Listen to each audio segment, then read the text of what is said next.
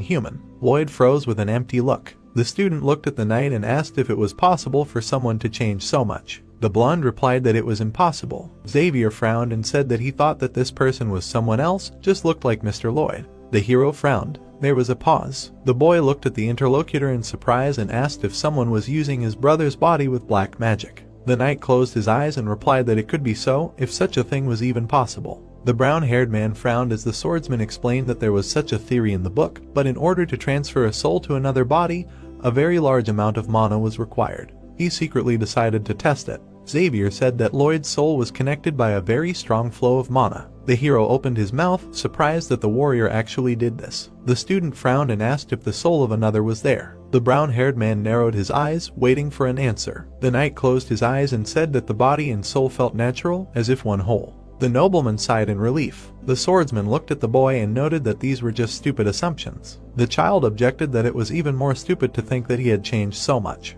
The hero stared ahead and thought that there was no way in hell that Xavier could not sense his presence behind the door. He must have wanted the master to hear it. The boy shuddered when he heard his younger brother say that he knew about the family's debts. The boy looked away and muttered that he thought he was the only one trying hard. All this time, his brother had done so much to cover the debt. It was easier for a child. Julian smiled and said that he had to admit that his older brother had saved their estate. Notification: Julian's sympathy towards you has increased by 2 points. Bonus RP received 28. Sympathy towards you minus 59. The hero grinned and thought that he could get points for his brother too. The system wrote that the ice in the little brother's heart had cracked. The boy replied that it was time to move on. He entered the room and told his brother that it was time to begin. Lloyd smiled and reminded him that he had promised training. The first step was to prepare the suspension cables of the bridge. The nobleman pounded the shovel to crush the soil and knead the pizza dough a meter thick. The second step: finish